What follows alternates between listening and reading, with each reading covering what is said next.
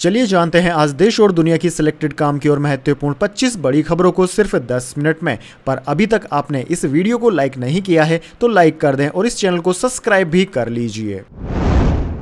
रुद्रप्रयाग हादसे में 12 की मौत। सड़क से फिसलकर 250 मीटर नीचे गिरी बद्रीनाथ जा रहे श्रद्धालुओं की मिनी बस। जी हां दोस्तों, उत्तराखंड में बद्रीनाथ नेशनल हाईवे पर एक दर्दनाक हादसा हो गया। यहां एक टेम्पो ट्रेवलर सड़क से फिसलकर अलकनंदा नदी में जा गिरा। इस भीषण हादसे में अब तक 12 लोगों की मौत हो गई है। दोस्तों आपको बता दें 10 लोगों की मौके पर ही मौत हो गई थी, जबकि 2 घायलों ने इलाज के दौरान दम तोड़ दिया। जानकारी के मुताबिक टेम्पो ट्रेवलर में 26 यात्री सवार थे। हादसे के बाद 16 घायलों को रेस्क्यू किया गया था। 7 घायलों को एयरलिफ्ट कर एम्स ऋषिकेश में भर्ती कराया गया, जबकि 9 घायलों को रुद्रप्रयाग जिला अस्पताल में भर्ती कराया गया। रुद्रप्रयाग आपदा प्रबंधन अधिकारी नंदन सिंह राजवर ने बताया कि टेम्पो ट्रेवलर दिल्ली से आ रहा था। यात्री बद्रीनाथ जा रहे थे। इस गाड़ी में 26 लोग सवार थे। इनमें 16 लोगों को रेस्क्यू कर लिया गया था। उन्होंने कहा कि नदी में भी रेस्क्यू अभियान चलाया जा रहा है।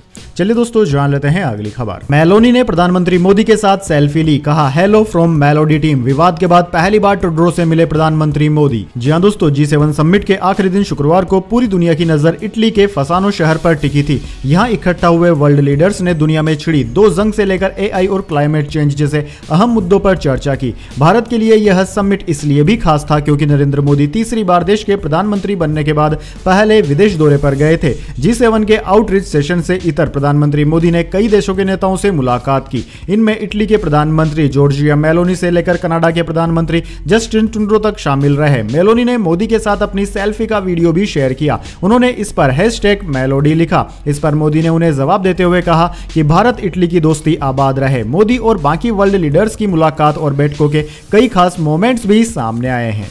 चलिए दोस्तों जान लेते हैं अगली खबर। साउथ चाइना सी में घुसे विदेशियों को गिरफ्तार करेगा अब चाइना। शी जिनपिंग सरकार का नया कानून, बिना ट्रायल 60 दिन जेल में रखेगा ड्रैगन। जी हां दोस्तों, चीन ने साउथ चाइना सी में अपने दबदबे को बढ़ाने के लिए नया मैरीटाइम कानून बनाया है। इसके मुताबिक अगर कोई भी विदेशी क्षेत्र में बिना इजाजत के घुसता है तो चीन के कोस्ट गार्ड उसे हिरासत में ले सकते हैं। यह कानून आज से ही लागू हो गया। अल जजीरा के मुताबिक दक्षिण चीन सागर में घुसपैठ के गंभीर मामलों में चीन आरोपी को 60 दिन तक बिना ट्रायल की हिरासत में रख सकेगा। दरअसल दोस्तों, चीन पूरे साउथ चाइना सी को अपना हिस्सा बताता है, जबकि साउथ एशिया के कई देश जैसे कि फिलीपींस, वियतनाम, इंडोनेशिया भी इस पर अपना दावा करते हैं। चलिए दोस्तों जान लेते हैं अगली खबर। अब मोबाइल पर हर कॉलर का नाम दिखेगा। टेलीकॉम कंपनियों ने कॉलर ID डिस्प्ले सर्विस शुरू की। मुंबई हरियाणा में ट्रायल शुरू। जी हां दोस्तों, अब फोन पर अनजान नंबर से कॉल आने पर कॉलर का नाम भी आपको दिखाई देगा। टाइम्स ऑफ इंडिया की एक रिपोर्ट के अनुसार टेलीकॉम कंपनियों ने मुंबई और हरियाणा सर्किल में ट्रायल भी शुरू कर दिया है। आने वाले समय में अन्य शहरों में भी यह सर्विस शुरू करने की योजना है। कॉलिंग नेम प्रेजेंटेशन को स्पैम और फ्रॉड कॉल को रोकने के तरीके के रूप में देखा जा रहा है, जिसमें हाल ही के दिनों में काफी बढ़ोतरी देखी गई है। दरअसल दोस्तों, सरकार और telecom regulatory authority of India के दबाव के बाद कंपनियों ने यह टेस्टिंग शुरू की है। टेलीकॉम कंपनी के एक वरिष्ठ अधिकारी ने कहा कि CNP कैसे काम कर रहा है, इसका रिजल्ट जानने के लिए हम सीमित संख्या में इसकी टेस्टिंग कर रहे हैं, जिसमें आने वाली कॉल के दौरान नंबर के साथ कॉल करने वाले का नाम भी आपको दिखाई देगा। यानी कि दोस्तों, उस सिम का मालिक कौन है, किसके नाम से वह सिम कार्ड खरीदा गया है, उसका नाम आपकी डिस्प्ले पर आ जाएगा। चलिए दोस्तों जान लेते हैं अगली खबर। महाराष्ट्र महाविकास आघाड़ी का बड़ा ऐलान, साथ लड़ेंगे विधानसभा का चुनाव। जी हां दोस्तों, लोकसभा चुनाव के बाद महाराष्ट्र में होने वाले विधानसभा चुनाव को लेकर तैयारियां शुरू हो गई है। महाविकास आघाड़ी ने लोकसभा में मिली जीत के बाद शनिवार को साझा प्रेस कॉन्फ्रेंस की,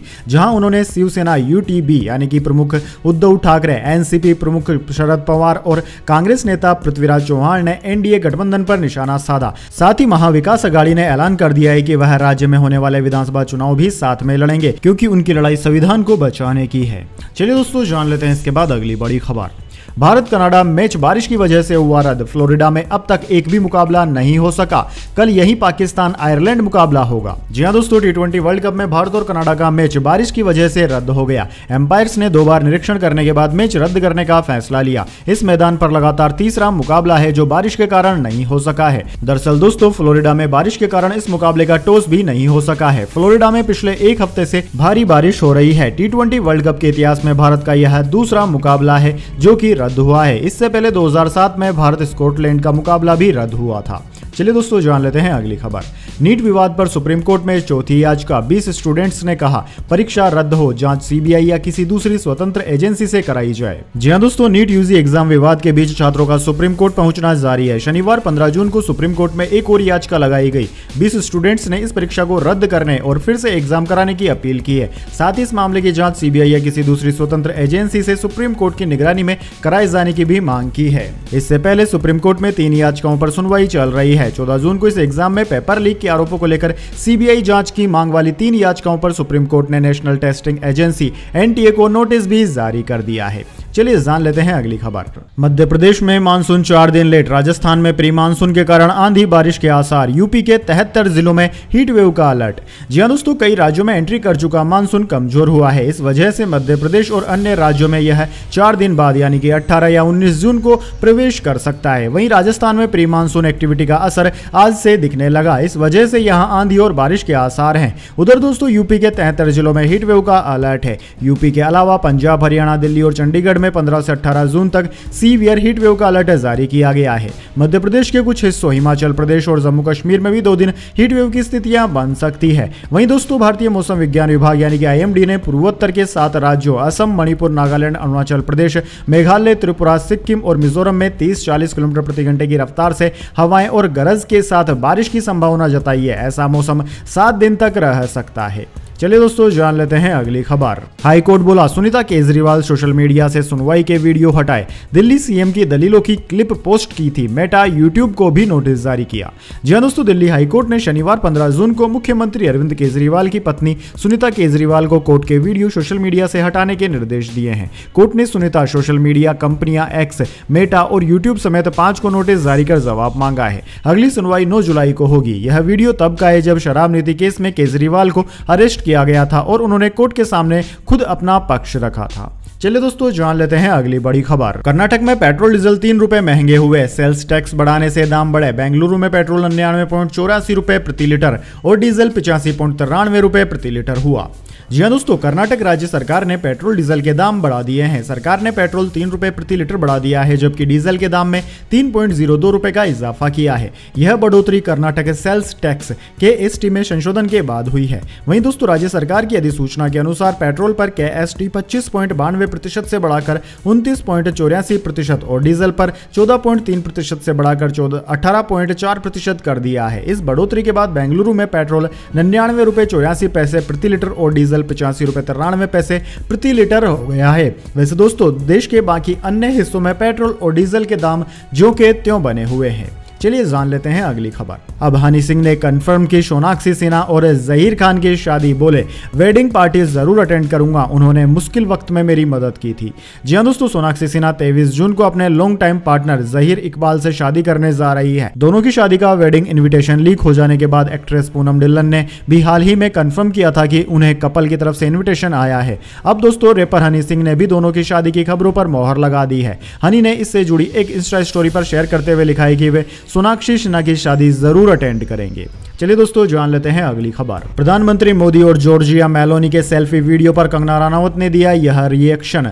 जी हां दोस्तों, दरअसल कंगना रनावत ने हाल ही में हिमाचल प्रदेश के मंडी सीट से लोकसभा चुनाव जीता है। शनिवार को कंगना ने इंस्टाग्राम स्टोरी पर प्रधानमंत्री मोदी और मेलोनी का वीडियो शेयर किया और लिखा, मोदी जी की सबसे प्यारी खूबियों में से एक यह है कि वे महिलाओं को यह एहसास दिलाते हैं कि वह उन्हें आगे बढ़ते देखना चाहते हैं। इसमें कोई शक नहीं कि मेलोनी मोदी जी को एक टीम की तरह मानती है।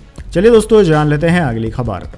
मोदी के पैर छूकर नीतीश ने बिहार की इज्जत बेची। भागलपुर में पीके बोले रोजगार के लिए प्रधानमंत्री से नहीं मिले, सीएम बने रहने के लिए आशीर्वाद मांगा।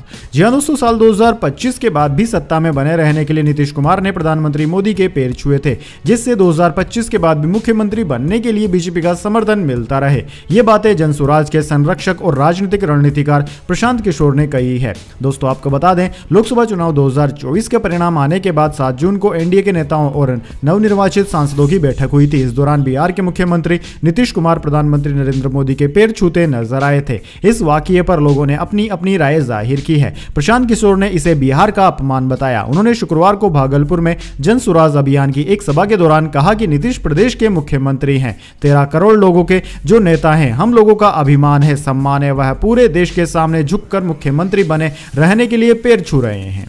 चलिए दोस्तों जान लेते हैं अगली खबर। छत्तीसगढ़ में फोर्स ने 8 नक्सलियों को मार गिराया। अबूझमाड़ में एक जवान शहीद, 2 घायल, 161 दिन में 141 माओवादी ढेर।